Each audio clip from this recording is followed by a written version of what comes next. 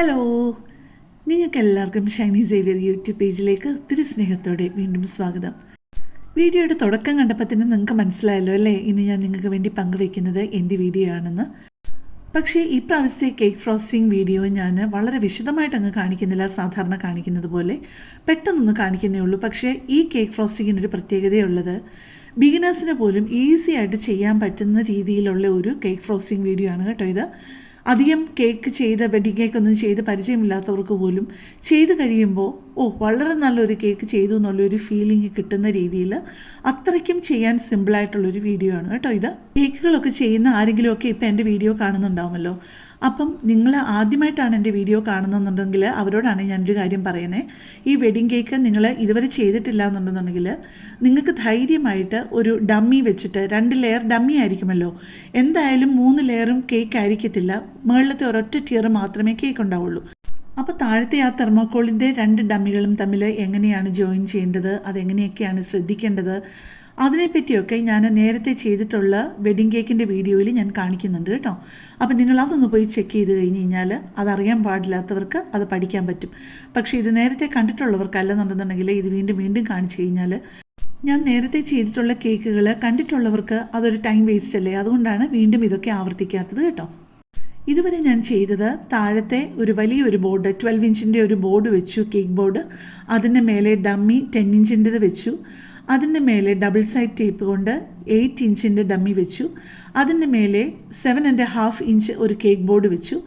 അതിൻ്റെ മേലെ നന്നായിട്ട് വിപ്പ് ചെയ്ത് കുറച്ച് വിപ്പിംഗ് ക്രീം നന്നായിട്ടൊന്ന് സ്പ്രെഡ് ചെയ്തിട്ട് 5 ഇഞ്ച് മോൾഡിൽ ബേക്ക് ചെയ്ത കേക്ക് 4 ലെയറേ ഞാൻ ഈ പ്രാവശ്യം വെക്കുന്നുള്ളൂ. അതിൻ്റെ കാരണം ഞാൻ പറയാമേ. സാധാരണ ഞാൻ 5 അല്ലെന്നുണ്ടെന്നുണ്ടെങ്കിൽ 6 ലെയറാണ് കേക്ക് വെക്കുന്നത്.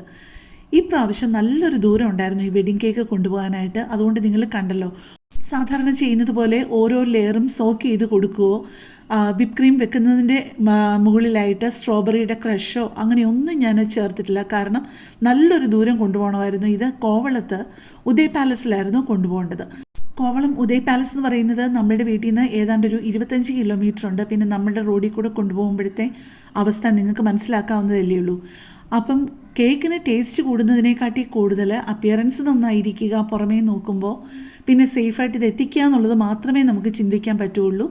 പിന്നെ ഈ ഓർഡർ തരുന്നവരാണെന്നുണ്ടെങ്കിലും ആ കാര്യത്തിൽ വാശി പിടിക്കത്തില്ല. കാരണം അവർക്കും അറിയാം ഒരു കേക്ക് ഇത്രയും ദൂരം സേഫായിട്ട് അങ്ങ് എത്തിക്കുക എന്ന് പറയുന്നത് അത്ര കൊച്ചൊരു കാര്യമല്ല എന്ന്. അങ്ങനെ ഓരോ ലെയർ കേക്കും വെച്ച് കൊടുത്തു കഴിഞ്ഞിട്ട് ചെറിയൊരളവ് വിപ്പ് ക്രീമേ ഈ പ്രാവശ്യം വെച്ചിട്ടുള്ളൂ, കാരണം സേഫ്റ്റി നോക്കിയിട്ട് തന്നെ. അങ്ങനെ 4 ലെയറും വെച്ച് കൊടുത്തിട്ട് ഇപ്പം ഞാൻ ചെയ്യുന്നതാണ് ക്രം കോട്ട്.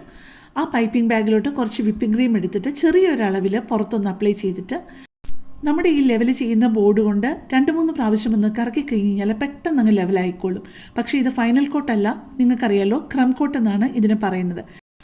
കേക്കിൻ്റെ പൊടികളുണ്ടല്ലോ, ആ ക്രംസ് എല്ലാം കൂടെ പുറത്തോട്ട് പിന്നെയും വരാതിരിക്കാൻ വേണ്ടിയിട്ടാണ് നമ്മൾ ഈ ഒരു ക്രം കോട്ട് ചെയ്തിട്ട് ഒന്ന് ലെവൽ ചെയ്ത് ആ കേക്ക് ബോർഡൊക്കെ ഒന്ന് ക്ലീൻ ചെയ്തിട്ട്, കേക്ക് ബോർഡ് ക്ലീൻ ചെയ്യാനുള്ള ആദ്യത്തെ മാർഗ്ഗമായത് കേട്ടോ. പാലറ്റ് നൈഫ് കൊണ്ട് ഇതുപോലൊന്ന് കറക്കി കഴിഞ്ഞ് കഴിഞ്ഞാൽ മുക്കാലും ആ പാലറ്റ് നൈഫിൽ അങ്ങ് പോരും. അത് കഴിഞ്ഞ് കഴിഞ്ഞിട്ട് നമ്മൾ ചെറിയ നനവുള്ളൊരു ടിഷ്യൂ കൊണ്ടൊന്ന് ക്ലീൻ ചെയ്ത് കഴിഞ്ഞ് കഴിഞ്ഞാൽ കുറേ കൂടെ വേഗത്തിൽ നമുക്ക് ക്ലീൻ ചെയ്തെടുക്കാൻ പറ്റും.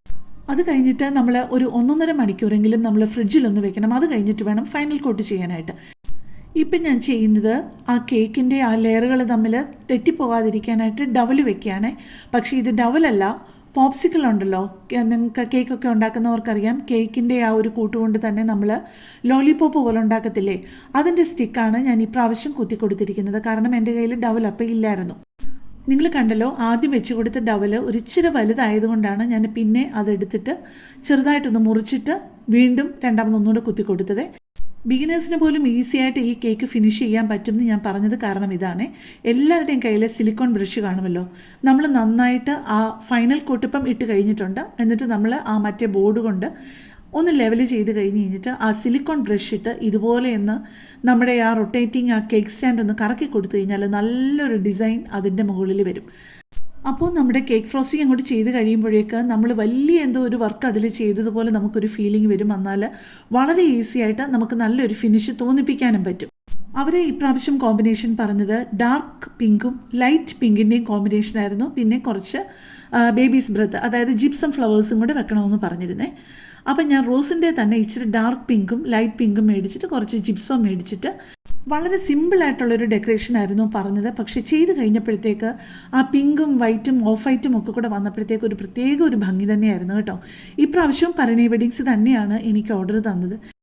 ഈശ്വരകൃപ കൊണ്ട് മാത്രം ഇതുവരെ എനിക്കങ്ങനെ ഒരു കംപ്ലൈൻറ്റും കേൾക്കേണ്ടി വന്നിട്ടില്ല. സേഫായിട്ട് അങ്ങ് കൊണ്ടെത്തിക്കാനും പറ്റിയിട്ടുണ്ട്. അതുതന്നെയാണ് എൻ്റെ ഏറ്റവും വലിയൊരു സമാധാനവും സന്തോഷവും. പിന്നെ എക്സ്ട്രാ ആയിട്ട് കുറച്ച് ലീവ്സും കൂടെ വെച്ചിട്ടുണ്ട്. കാരണം അവർ തന്ന പടത്തിൽ കുറച്ച് ലീവ്സും ഉണ്ടായിരുന്നു. അപ്പോൾ അങ്ങനെ കുറച്ച് ലീവ്സും കൂടെ ഒക്കെ വെച്ച് കേക്ക് ഡെലിവറി ചെയ്യാൻ അങ്ങനെ റെഡി ആയിട്ടുണ്ട്. സിമ്പിളായിട്ടുള്ള കേക്കാണെന്നുണ്ടെങ്കിലും ആ കളർ കോമ്പിനേഷനും എല്ലാം കൂടെ വന്നപ്പോൾ നല്ല ശേലായിരിക്കുന്നു അല്ലേ കാണാനായിട്ട്. എനിക്ക് ഈ കേക്ക് ഡെലിവറിയിൽ ചെറിയൊരു അബദ്ധം പറ്റി കേട്ടോ. ശരിക്കും അറിഞ്ഞുകൊണ്ട് പറ്റിയതല്ല. ഞാൻ ഇത് കൊടുക്കാൻ പോയത് ഞാൻ പറഞ്ഞല്ലോ ഉദയ് പാലസിലാണെന്ന്. നല്ല രസമായിരുന്നു. പരണി വെഡിങ്സ് അവിടെ ചെയ്തിരുന്ന ഭയങ്കര ശേലായിരുന്നു കാണാൻ. ആൾക്കാരൊക്കെ വന്ന് തുടങ്ങുകയും ചെയ്തായിരുന്നു. ഇത്രയും ദൂരെ അങ്ങ് കൊണ്ടുചെന്ന് കഴിഞ്ഞപ്പോഴത്തേക്ക് ട്രാഫിക് കാരണം ഇച്ചിരി ഒന്ന് ലേറ്റായി. പക്ഷേ നല്ല രസമായിരുന്നു അവരുടെ ആ ഒരു ഡെക്കറേഷനും സ്റ്റേജും എല്ലാം. പക്ഷേ അതെല്ലാം എടുത്ത് ഞാൻ വെച്ചിരുന്നു. പക്ഷേ എൻ്റെ ഫോൺ ഇടയ്ക്കൊന്ന് ഫോർമാറ്റ് ചെയ്തപ്പോഴത്തേക്ക് ആ കേക്ക് ഡെലിവറി വീഡിയോ എൻ്റെ കയ്യിൽ നിന്ന് നഷ്ടമായിപ്പോയേ. ശരിക്കും കോവളം സൈഡിലോട്ടുള്ള വലിയ ഹോട്ടലിലൊക്കെ ഇതുപോലെ റിസപ്ഷൻ വെക്കുമ്പോൾ വളരെ നല്ല സ്റ്റേജ് ഡെക്കറേഷൻ ആയിരിക്കും. അത് നിങ്ങളെ കാണിക്കാൻ പറ്റിയില്ലല്ലോ എന്നൊരു സങ്കടമുണ്ട് എനിക്ക്. സാരമില്ല അല്ലേ, എല്ലാ കാര്യങ്ങളും എപ്പോഴും ഒന്നിച്ച് വന്നോളണം എന്നില്ലല്ലോ.